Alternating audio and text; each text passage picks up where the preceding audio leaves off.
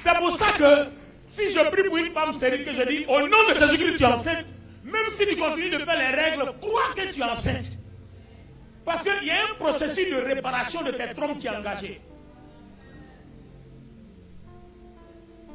Si je te dis au nom de Jésus tu es guéri du cancer, crois que tu es guéri du cancer. Parce que le Seigneur va travailler dans les cellules, il va aller dans ta moelle osseuse, renouveler les cellules là, chasser, griller tout ce qui est mort, consumer tout ça. Mais ça prend un temps. Ça peut se faire aussi rapidement. Tu es guéri, et puis au moins au bout de quelques temps, ton aspect a changé. Ça aussi, ça se fait. Mais ce n'est pas parce que ça ne se fait pas du tic au tac que rien n'est fait. Il y a un processus engagé. Et dans le cas du figuier, c'est 24 heures après. Dans ton cas, ça peut être 1 minute après. Ça peut être 2 heures après. Tout dépend. Donc, le Seigneur dit, quiconque croit dans son cœur fera la même chose. Or, on vient de voir qu'il y a 2 sortes de pensées. Il y a la pensée de l'esprit et il y a la pensée de la chair. Or, la parole nous dit quoi? Les pensées sont viennent de nos cœurs. Donc, tout dépend de ce que je sème dans mon cœur. Toutes les pensées, le Seigneur Jésus dit, toutes les pensées viennent de vos cœurs. Donc, attention à ce que je sème dans mon cœur. D'accord? Alors, la prière revient. Bon, on t'a trop utilisé aujourd'hui. Oufoué vient bien. Amen. Alors, voilà Oufoué. Vous regardez bien. Hein? Oufoué à la chair. Voilà la chair. Mais en lui, il y a le Christ. Mais on dit la chair elle est morte. Mais on dit la chair a des pensées. Donc, toutes les fois que Oufoué vit, la chair veut que Oufoué exécute ses pensées. Mais si Oufoué exécute ses pensées, sa foi ne produira rien parce que ces pensées-là, leur force, c'est la mort. Donc, en produisant les pensées de la chair, tu libères la mort. Vous comprenez pourquoi la foi de beaucoup de personnes ne fonctionne pas? Parce que les gens sont assis dans la chair et puis ils libèrent les pensées.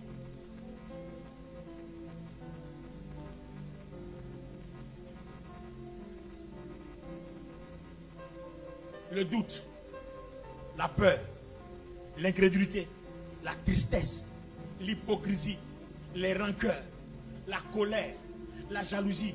Voilà toutes les pensées de la chair. Et c'est tout ça qui monte. Vous n'avez pas vu que souvent vous êtes assis là? Vous n'avez pas pensé à quelque chose, hein? Et puis il y a une vieille histoire qui vient tomber dans votre cœur là. Et puis c'est en train de vous révolter. On ne sait même pas où c'est quitté. Pourtant cette histoire là, il y a longtemps.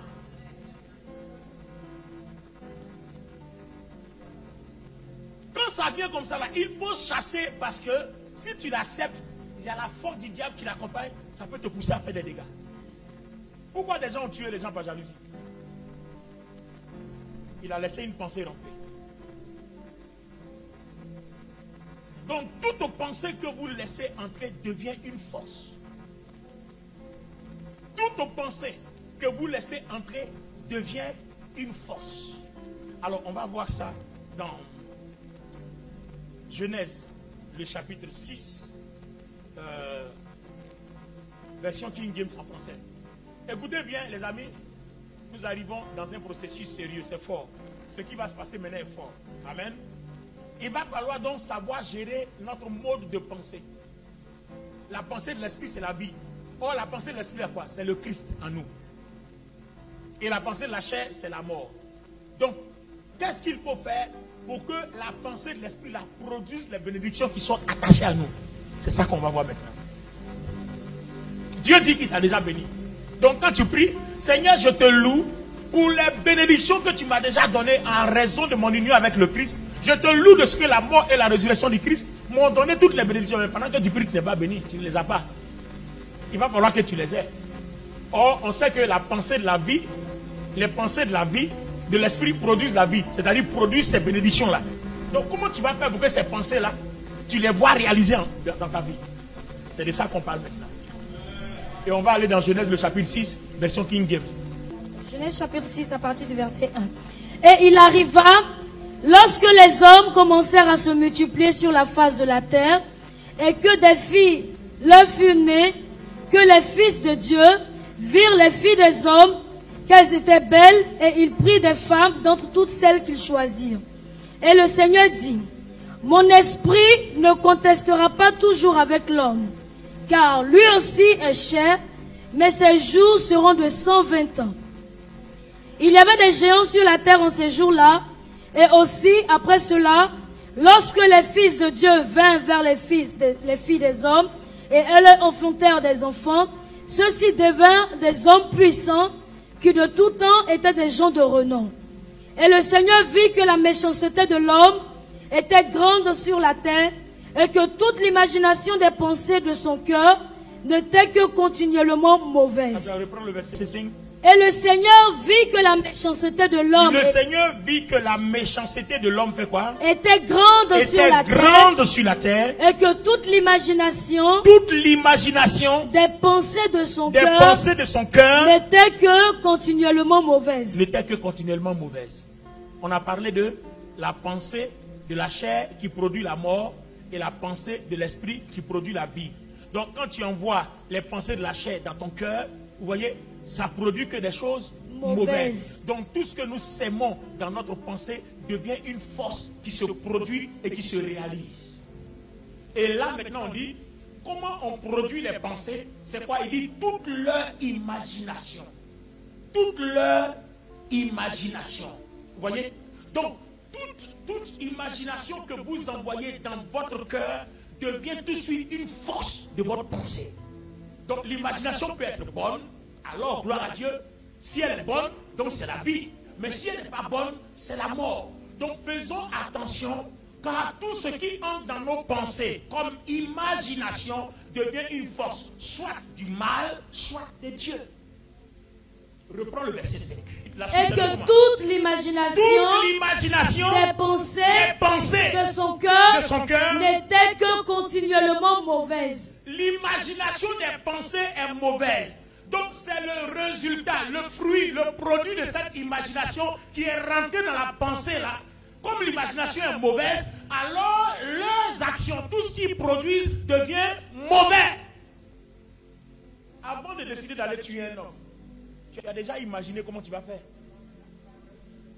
Tu as imaginé dans ton cœur comment tu vas faire. Tu as déjà tracé ton plan, comment tu vas arranger ça. Bon, je vais d'abord voir les voisins, comment ils sortent à quelle heure. Ils sortent à 1h. Donc comme ils sortent à 1h là, moi je vais venir après 1h. Donc tout ça, dans ton imagination, tu as fabriqué, tu as déposé. Donc ce que toi, en tant qu'être humain, tu déposes dans ton imagination, devient tout de suite une force. Soit exploité par le diable, soit exploité par Dieu. C'est le chapitre combien? Va au chapitre 11. Va au chapitre 11. On a fini avec, ici on va voir l'autre côté, c'est-à-dire le résultat de leur imagination, comment ils produisent avec. Et nous aussi on va voir comment avec le résultat de l'imagination que nous faisons rentrer dans la pensée de l'esprit, comment produire avec. Et toute la terre était d'un seul langage et d'une seule allocution. Oui. Et il arriva que, comme ils voyageaient partis de l'Est, ils trouvèrent une plaine dans le pays de Shinar et ils y demeurèrent. Et ils se dirent l'un l'autre, allons, faisons des briques et cuisons-les bien au feu. Et ils avaient la brique à la place de pierre et ils avaient le bitume pour mortier. Et il dit, allons, bâtissons-nous une ville et une tour dont le sommet puisse atteindre jusqu'au ciel et faisons-nous un nom de peur que nous ne soyons dispersés sur la surface de la terre. Attends. Vous avez vu leur imagination? Ils se sont assis. Ils disent, bon, les gars, je peux parler comme ça vous plaît? Ils se sont assis, ils ont fait leur réunion. Bon, les gars, bâtissons une tour dont le sommet touche la terre. Non, ce n'est pas imagination. Le ciel. Le sommet touche le ciel, pardon. Ce n'est pas imagination. Ils se sont assis, bon, bâtissons une tour dont le sommet touche le ciel. Et puis, quoi encore? Faisons-nous un nom de peur que nous ne soyons dispersés. Faisons-nous un nom. Ils ont dit d'abord, faisons cuire des briques. Donc, ils ont vu que quand les briques sont cuites, ça peut résister jusqu'au ciel. Donc, ils ont imaginé quel genre de brique qui peut faire résister un bâtiment en montant en hauteur jusqu'au ciel. C'est les briques cuites. Donc, voilà leur imagination. C'est calé. Ils avaient le bitume. Ils avaient le bitume. Avec le bitume, ils vont cuire les briques. Et puis, ils vont faire... ils vont utiliser le bitume comme le ciment pour les coller. Non, ils vont utiliser le bitume comme ciment pour coller les briques. C'est ça, non? Au fur et à mesure jusqu'à... Donc, voilà leur imagination. Maintenant, ils vont concevoir. C'est-à-dire, ce qu'ils ont déposé là, ils vont réaliser ça. Et qu'est-ce que Dieu dit à ce sujet? C'est là que ça me fascine. C'est à partir de là que je suis tombé KO. C'est là que je suis tombé KO. C'est fort, c'est fort, c'est fort. Aïe! Le verset 6 dit quoi? Et le Seigneur dit, Et le Seigneur dit, voici, ce peuple est un. Ce peuple est un. Et ils ont tous un même langage. Ils ont tous le même langage. Et celui-ci, le peuple, il commence à faire. Et ce peuple commence à faire. Et maintenant, rien ne les empêchera d'exécuter tout ce qu'ils ont imaginé de faire.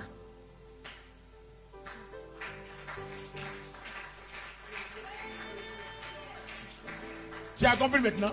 C'est-à-dire ce qu'ils ont imaginé. Une fois que c'est rentré dans leur cœur, puisque dans leur cœur là, il y a Dieu là-bas. Parce que l'homme, que ce soit Christ ou pas, c'est Dieu qui est dans l'homme. Donc soit tu mets le mauvais, il y a un pouvoir en toi. Tu es créé avec un pouvoir. Tu mets le mauvais, le pouvoir se serre et ça devient mauvais. Ça veut dire que tu as dédié le pouvoir de Dieu là au mauvais. C'est pour ça que le problème du jardin d'Éden, c'était ça. Le pouvoir que Dieu a mis en vous, ne le mettez pas au service du diable. Et c'est ce qu'ils ont fait. Est-ce que vous comprenez maintenant? Voilà ce qu'ils ont imaginé. Maintenant, ils vont le réaliser. Et même Dieu lui-même dit, on ne peut plus rien faire. Donc, quand l'imagination est connectée à ta pensée, soit à la chair ou soit à l'esprit, même Dieu ne peut rien faire. La puissance de notre imagination. L'imagination dans nos pensées. Quelle puissance.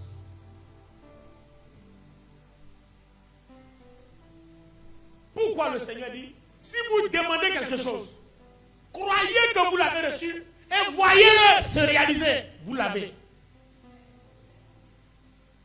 C'est la même chose que Élie a dit à Élisée. Élie dit à Élisée, demande-moi ce que tu veux que je fasse pour toi avant que Dieu m'enlève d'avec toi. Lui il dit, je veux la double portion de l'onction qui est chez toi. Parce que toi tu peux disparaître d'un lieu qui apparaît d'un autre côté. Moi je veux ça 2 fois. Attends, Dieu n'a qu'à me tromper, tu lui dis, Olivier Bonnet, tu veux quoi? Hier lui dit, descends et puis donne-moi ton trône pour 7 jours. Je vais gérer ton trône là seulement pour 7 jours seulement. Moi je ne suis pas pressé. Je vais gérer ton trône là pour 7 jours seulement. Non, moi, il n'y a pas beaucoup. Hein. Je vais gérer ça pendant 1 semaine. Et puis après, il te redonne. Parce que, attends, qu'est-ce que je lui ai demandé puis il est satisfait? Là, c'est trompé d'Olivier Bonnet. Demande-moi ce que tu veux. Il dit, Seigneur, c'est pas compliqué. Hein. Descends, tu viens, tu prends ma place. Moi, il prend ton trône. Pendant 1 semaine seulement, c'est suffisant. Voilà. Bruce le Tout-Puissant. Prends ton trône pendant 1 semaine. Et puis, je vais gérer ça, je vais voir. Et puis après, il te redonne. Voilà. Comme ça, le jour où tu viens reprends ton trône là. Moi, il y a tous les milliards, j'ai tout, j'ai déjà entassé ça quelque part et je vis éternellement. La mort ne peut plus rien contre moi. Amen. Élie commet l'erreur de demander à Élisée, demande-moi ce que tu veux, je te donnerai. Élisée a dit, bon, mon vieux, c'est pas compliqué, hein. Toi, tu es capable de parler, puis le feu descend du ciel. Et puis tes ennemis sont consumés. Mais moi, je veux ça 2 fois. Au moins, quand tu vas partir et serrer seul là, personne n'a courage, même s'ils ont bu courage, de venir me provoquer. Parce qu'ils savent ce qui se passe. Alors, Élie de lui dit, c'est pas compliqué, hein. Mais si tu as vu, c'est que tu as reçu. Pour dire que dans ton imagination, si tu as vu ça, alors c'est que tu as reçu. Est-ce que cette imagination-là, ce que tu dis là, double portion là, est-ce que tu as déjà connecté ça à ta pensée? Oh, ils ne comprennent pas. Tu veux la double portion, non? Est-ce que tu as déjà vu ça? Est-ce que tu as connecté ça aux pensées de ton cœur? Parce que la pensée qui rentre dans ton cœur, là, c'est ce qui se produit. Est-ce que cette imagination-là, est-ce que tu as fait rentrer ça dans ton cœur? Si tu as fait rentrer dans ton cœur, alors tu as reçu.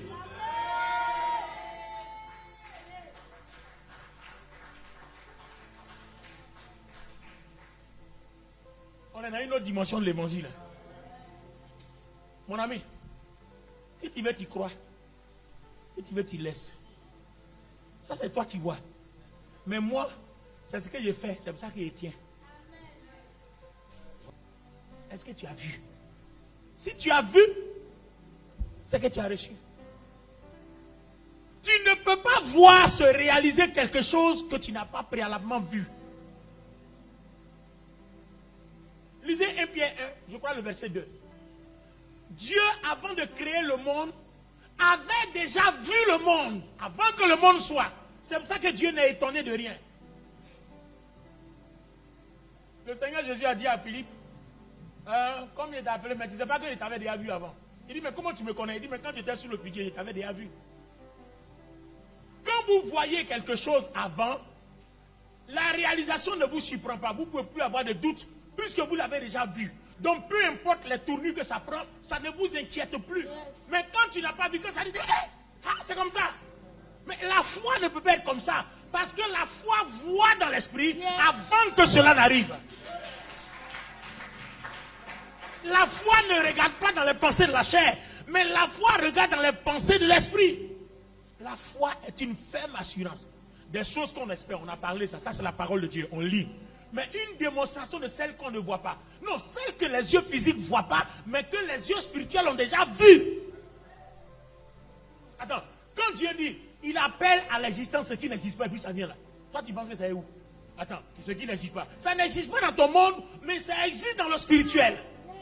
Et quelque chose qui existe dans le spirituel, il faut que moi je vois, que je l'appelle en l'insérant dans les pensées de mon cœur. Une fois que j'ai vu, je dépose ça dans les pensées de mon cœur, et le Christ qui est connecté à moi prend, et puis il dépose ça devant moi. Et tu veux, tu prends, et tu veux, tu laisses. Mais c'est comme ça que le surnaturel fonctionne, c'est comme ça que ça se produit. C'est pour ça que quelqu'un vient, et puis il dit, tu as maudit. Tu lui dis, ta parole là, c'est faux. Moi, je me vois béni. Et ce qui est dans mon cœur, c'est la bénédiction. À partir du moment où l'image que tu as dans la bénédiction, tu l'as insérée dans ton cœur, toutes les paroles de malédiction ne prennent plus. Mais si on dit, tu as maudit, que tu acceptes ça, ça s'en va rentrer dans ton cœur et ça va se réaliser. C'est pour ça que les amis, je dis, fais tout ce que tu veux. Je suis indéboulonnable. Parce que je sais ce que je mets dans mon cœur et je sais ce que je refuse de penser de mon cœur. Il faut aller voir tes prophéties, tu dis que je vais mourir, c'est toi qui vas mourir parce que toi tu ne sais pas ce qui est dans mon cœur. Quand je dors, je me réveille, je vois la vie. Je dors, je me réveille, je me vois la vie. Je dors, je me réveille, je vois la vie. Et ce sont ces pensées-là qui animent mon cœur. Aussi longtemps que ces pensées-là animeront mon cœur, le sorcier qui a prophétisé sa mort-là ne verra jamais cette mort se réaliser. Parce que si je dépose sa pensée dans mon cœur, il aura raison. Mais aussi longtemps que je ne dépose pas dans mon cœur, ça n'arrivera jamais.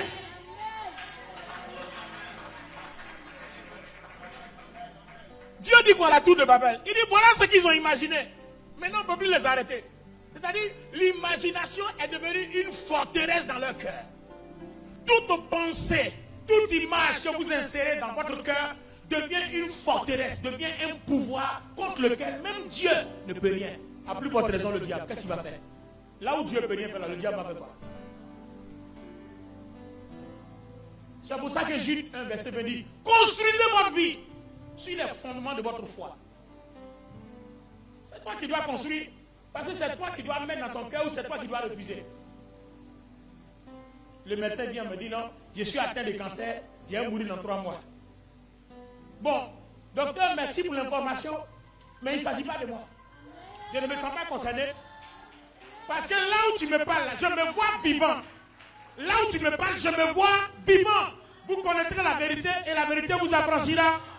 On te dit que tu vas mourir, tu dis non, moi j'ai vu Ézéchias avoir encore 15 ans de plus. Donc je me vois encore dans 20 ans, je me vois encore dans 30 ans. L'image que tu déposes en toi, c'est cette image-là que le Saint-Esprit prend et ça devient le résultat de ta foi. Construisez votre vie sur les fondements de votre foi, pas la foi de quelqu'un, ta foi. Moi je crois que ça sera comme ça et c'est ma foi et c'est ce qui se passera. C'est la vérité qui dit ce n'est pas moi, je n'ai rien inventé. Vous connaîtrez la vérité vous affranchira. Si toi tu veux accepter que tu vas mourir, tu prends. Mais moi je n'accepte pas.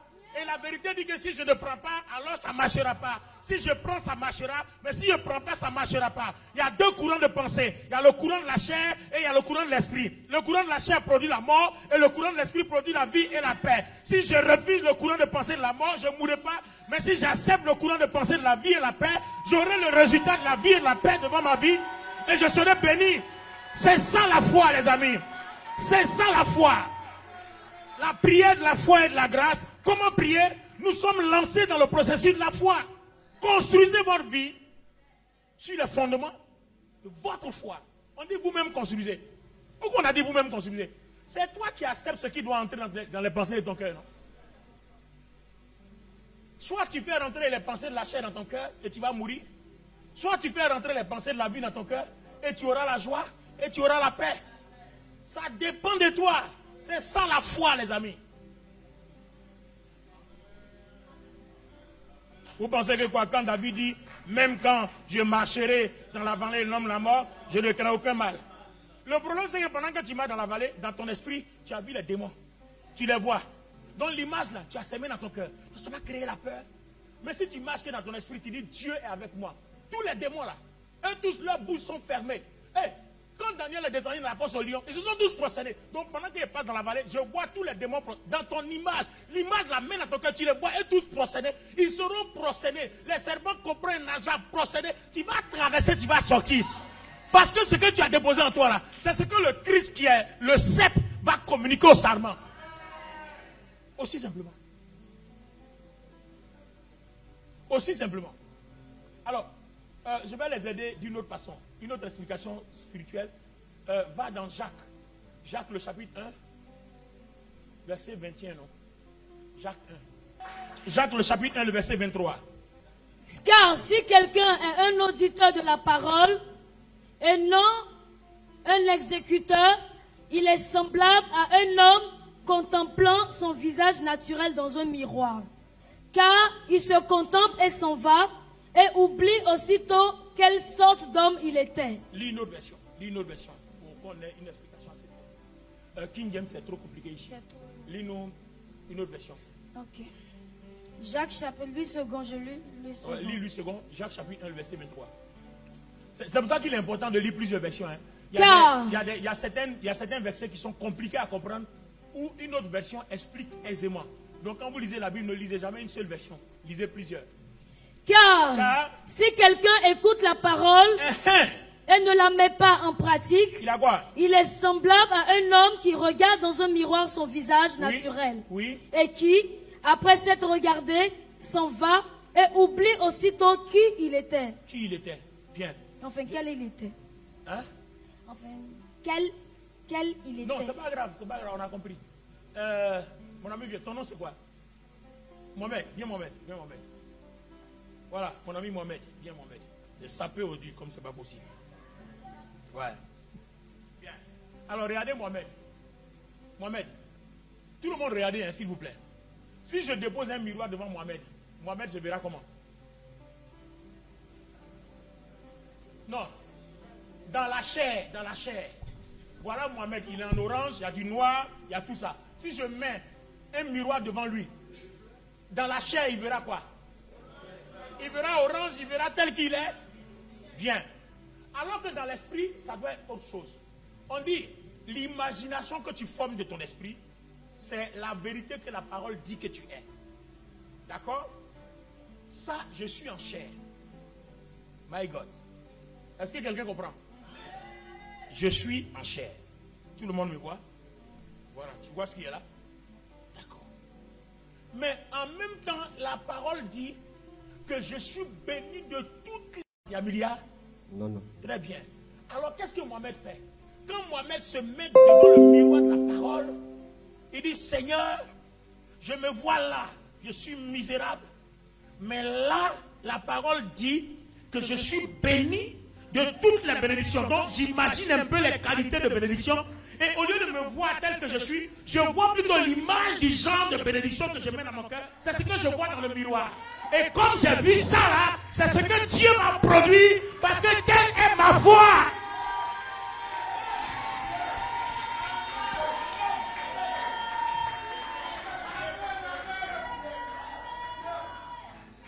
Vous voyez comment on prie maintenant? Le problème c'est que quand toi tu pries, tu te vois toujours tel que tu es. Mais ce n'est pas ce que Dieu dit que tu es. Actuellement tu as une étape. Le processus suit. Il dit chaque jour suffit sa peine. Donc chaque jour, il y a quelque chose qu'il fait. Mais avant qu'il le fasse, on dit heureux celui qui a cru sans avoir vu. C'est-à-dire, j'ai vu dans l'esprit avant de voir dans la chair. On ne dit pas de croire après avoir vu. Non, après que la chose se soit réalisée. Pendant que tu es en train de prier, il faut croire avant. Donc, toi, tu veux voir avec tes yeux physiques, mais il faut voir avec tes yeux spirituels. Parce que voir avec ses yeux spirituels, c'est ça qui est croire. Le dimanche prochain, je vous ferai toutes les démonstrations dans toutes les langues, hébreu, grec et tout ça. Vous allez voir que, en réalité, voir, c'est croire. Quand on dit la foi, là, en fait, c'est voir. Je vois avec mon esprit, donc j'ai la foi. Je vois avec mon esprit, donc j'ai la foi. Abraham a vu, il a salué de loin. Ça veut dire que la chose n'était pas là sous ses yeux physiques, mais il a vu avec les yeux de son esprit. Donc voir, c'est croire. La foi, en fait, c'est voir avec son esprit. L'image que tu as de ce qu'on dit que tu es, que tu n'es pas encore dans la chair, mais tu as cette image dans ton cœur. Et ça va te transformer au fur et à mesure jusqu'à ce que ça devienne à l'image de ce que tu as déposé dans ton cœur. C'est ça la foi. Donc construisez votre vie sur les fondements de votre. Alors si toi tu veux voir autre chose, c'est ta foi. Si toi tu veux croire que ce n'est pas possible, c'est ta foi. Donc ce que tu vois aussi là, c'est ce qui va être construit. Faites attention. Alléluia. Faites attention.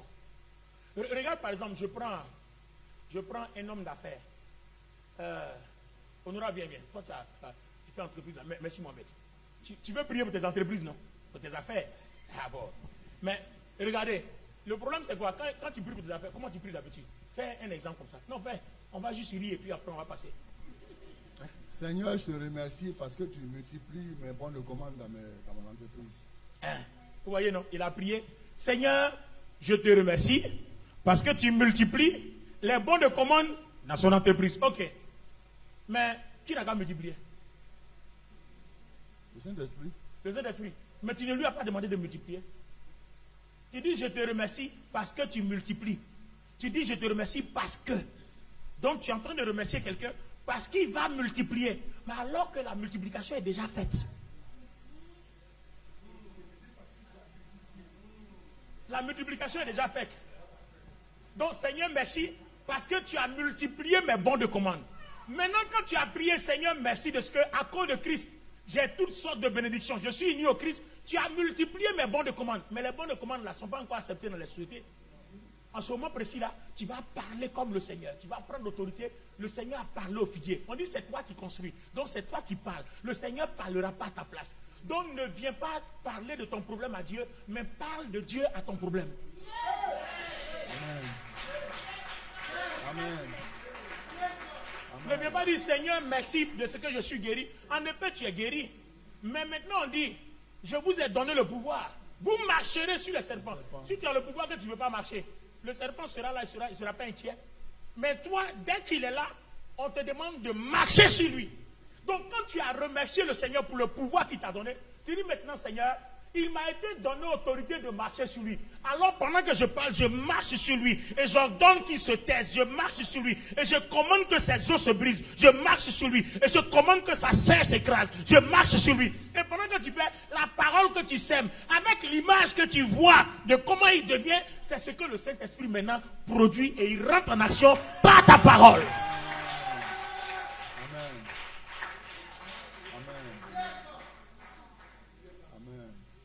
C'est pour ça que le Seigneur dit, vous priez mal et ça ne vient pas. Vous demandez mal. Le problème c'est que toi tu as loué Dieu, tu l'as glorifié. Le Seigneur ne viendra pas prendre la cuillère pour mettre ton repas dans la bouche. Ah oui? Il ne va pas venir préparer ta sauce.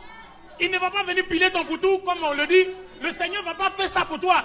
C'est dans ton imagination, tu vois à quoi la sauce là ressemble. Donc quand tu vas au marché, dans mon imagination, je vais prendre aubergine, je vais prendre oignon, je vais prendre tomate. Si je forme comme ça, ça va faire comme ça. Avant d'arriver au marché, tout était dans ta tête. Et ce que tu choisis là, c'est des choses qui étaient déjà dans ta tête. C'est pas au marché que tu réfléchis. Tu as déjà vu avant d'arriver au marché. Come on! Come on! Come on! Come on! Come on! Come on! Come on! Come on! Come on!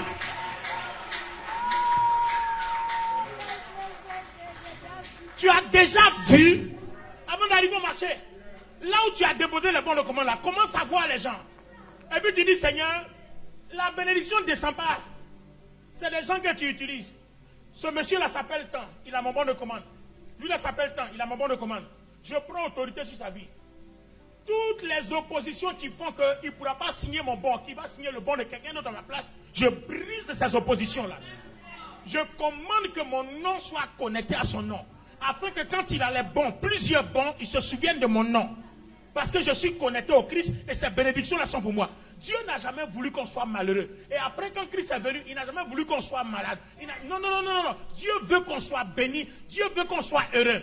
J'ouvre une parenthèse. Il n'a jamais dit allez prier pour les malades. Il dit allez guérir les malades.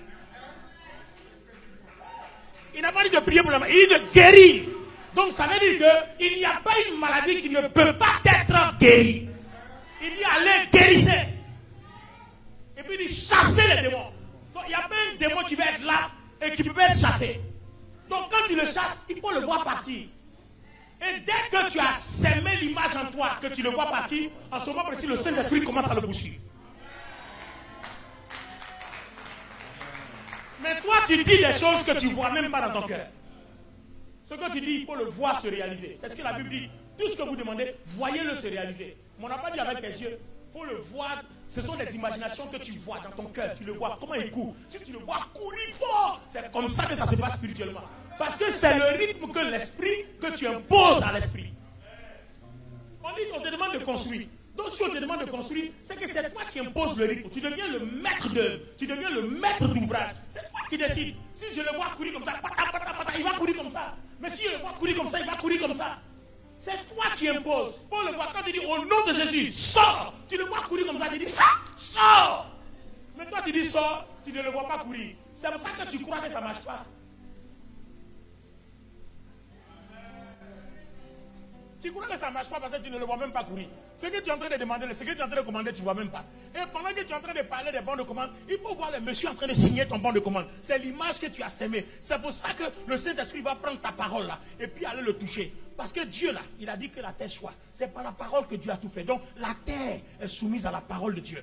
Les arbres, les maladies, tout a été créé par la parole. Donc il n'y a que par la parole qu'on peut les faire bouger. Ce n'est pas par imposition des mains. C'est par la parole qu'on fait tout bouger. Et la parole que tu prononces, vois dans ta pensée, il faut l'avoir réalisée. C'est pour ça que vous devez vous débarrasser des mauvaises pensées. Donc ta prière va être, Seigneur, je te glorifie.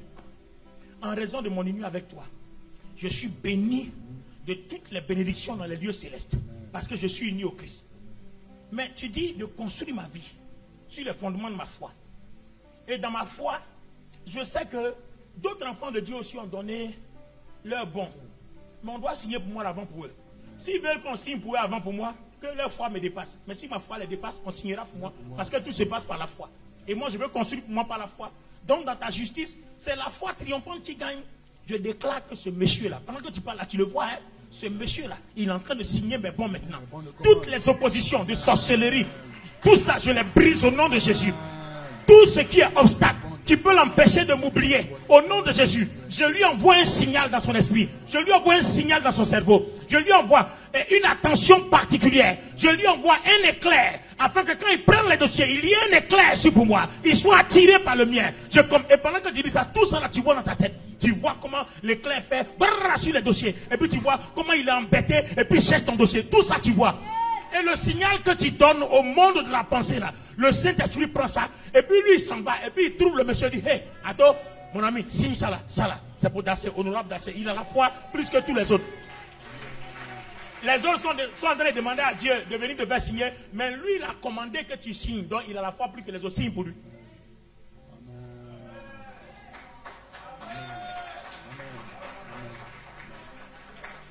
Voilà la prière. On peut s'arrêter là aujourd'hui pour dimanche prochain. Vous êtes rassasiés aujourd'hui, c'est bon, on peut arrêter là. Non, on peut arrêter là. On va arrêter là pour aujourd'hui. On va arrêter là pour aujourd'hui. Amen. On va s'arrêter là pour aujourd'hui. Hein? Alléluia. Alléluia. Donc, à partir d'aujourd'hui,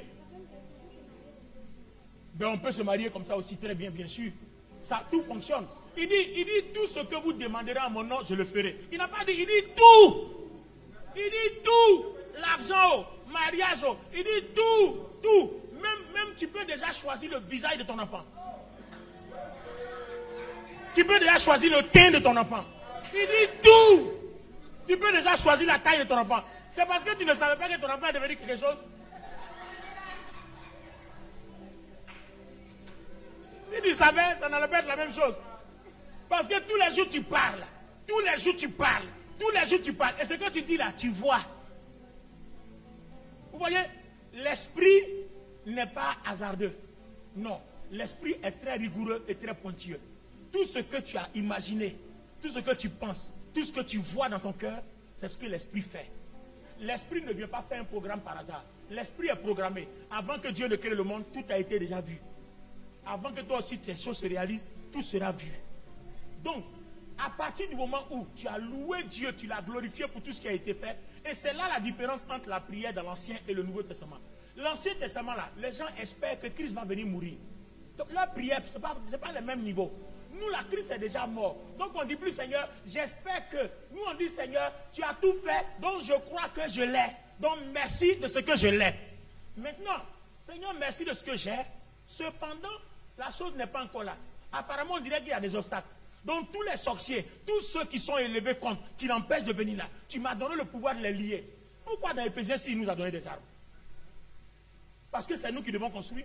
Donc, si on t'a donné des armes que tu n'utilises pas, c'est toi qui vois. Alors, dimanche prochain, c'est ce côté-là qu'on va aborder. Comment se servir de nos armes. D'accord? Comment se servir de nos armes. Aujourd'hui, on voit comment formater les pensées pour les voir accomplies à partir de la parole. Il faut que tu parles. Il dit, je vous ai donné le pouvoir. Voilà, on t'a donné le pouvoir. Il faut parler. Parle à ton problème. Ne viens pas dire à Dieu, oh Seigneur, voici mon problème, aide-moi à le faire. Il n'écoute même pas. On t'a déjà aidé à la croix. Nous, on dit, toi, il faut construire. On t'a déjà aidé. Oh Dieu, aie pitié de moi. Regarde, les gens sont en train de se moquer de moi. Je n'ai plus d'espace. Non. Dieu ne va pas venir régler ton problème. Il les a déjà réglés à la croix. Toi, on te dit, gère-les. Comme tu l'entends. Et l'image, ce que tu veux, que les choses deviennent là, forge-toi l'image là en toi. Aussi simplement. Alors on pourra approfondir le dimanche prochain et puis parler de l'utilisation des dons spirituels, des armes spirituelles. Oh là encore c'est grave. Oh c'est grave. Tiens-toi debout, tiens-toi debout. Tiens-toi debout, tiens-toi debout.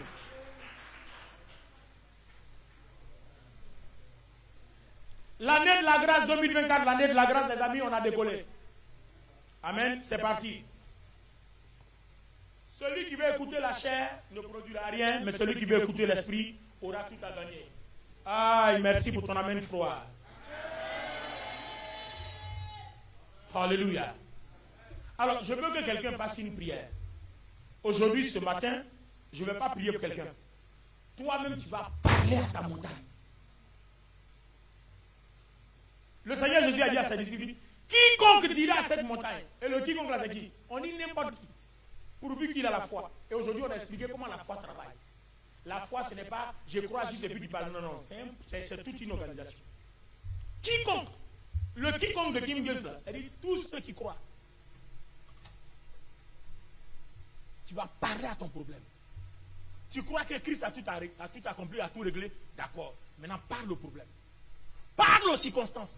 Ne parle pas, ne viens pas parler de ton problème à Dieu. Seigneur, voici mon problème, il faut m'aider à le résoudre. Ça là, il ne va pas t'écouter. Il ne va jamais t'écouter. C'est comme ça on prie et puis toujours on est là. Tu dis au Seigneur, tu m'as tout donné. Je me souviens que les disciples ont fait une prière comme ça, mais qui est intéressante. Quand les gens les persécutaient, il dit Seigneur, tu as fait venir ton fils Jésus-Christ qui est mort pour nous. Il a tout accompli et voilà que les gens nous empêchent de travailler. Alors Seigneur, parce que quand on ouvre la bouche et qu'on parle, il se passe des prodiges et des miracles. Nous, on va sans parler. Mais quand nous, on parle là, c'est toi qui produis, non? Donc, accompagne. Mais si eux ne parlent pas, il aura quoi? Donc, il faut qu'ils aillent parler. Donc, on veut nous tuer, hein, mais on s'en fout. Hein. On va braver les obstacles. Nous, on va parler. Mais quand on parle, il faut montrer que tu es vraiment nous. Et quand ils sont partis, ils ont commencé à faire des miracles. Voilà leur prière. Alors, quel que soit ton problème ce matin, tu vas parler. Et je suis sûr que cette semaine-là, tu nous reviendras avec un témoignage. Montagne, qui es-tu devant Zorobabel? Tu vas parler à ta montagne. Quand on dit montagne, c'est le problème. Parle à la montagne. Tu vas prendre tout problème. Tu vas d'abord louer Dieu. N'oubliez jamais que ta parole la marche à cause de Christ. Donc n'oublie jamais de rendre grâce à Dieu pour le Christ. Ça, si tu oublies ça là, c'est une fondation, c'est pas bon. Remercie le Seigneur pour le Christ qui a tout accompli. Et puis maintenant, adresse-toi à ton problème. Parle à ton problème. Si tu as une douleur dans le corps, parle. Dis au corps, tu n'as pas été créé pour être douloureux. Et puis dis à la douleur, ce corps n'a pas été créé pour que toi tu sois là. Et puis le Christ a tout payé. Donc le Christ m'a donné le pouvoir pour que si jamais tu viens me faire croire que lui n'a rien créé, je te chasse pour imposer que lui l'a créé. J'ordonne, quitte au nom de Jésus. Tu vas voir, ta douleur là va partir. Parce qu'on dit quiconque. Ne pense pas que c'est le pasteur qui doit prier pour toi. Le pasteur t'enseigne ce que je viens de t'enseigner. Et puis toi, tu parles et la chose se règle. Et Christ est satisfait. Imaginez-vous qu'on est 3000 membres là. Est-ce qu'il peut prier pour chacun individuellement? Ça veut dire qu'on peut faire 10 ans dans l'église. Il y a des gens qui n'auront même pas mon coup de fil. Parce que tu peux faire 100 ans, appeler 3000 personnes au téléphone. Tu ne peux pas. Vous comprenez? Ça veut dire que nos enseignements doivent vous rendre spirituellement indépendants. Et celui qui n'est pas indépendant, c'est lui qui est le grand perdant. N'attends jamais qu'on vienne t'imposer les mains. On dit construisez. Si toi-même tu ne construis pas, personne ne va construire pour toi. Amen. Voilà. Si l'Afrique ne sait pas se développer, ceux qui viennent développer là, ils vont prendre le développement. Ah ben oui. Et ils ont su se développer. Toi, tu ne veux pas te développer. Tu attends seulement les crédits. Ben écoute, on va te donner et puis après on va t'asservir. C'est comme ça. Donc moi, quand les gens disent oh, l'Afrique, je dis mais écoutez, l'Europe a raison. Hein. Eux, ils se sont développés. Toi, tu ne veux pas te développer. Tu veux toujours tendre la main. Si tu veux toujours tendre la main, ben, quand tu tends la main, on te coupe la main. Voilà, c'est tellement simple.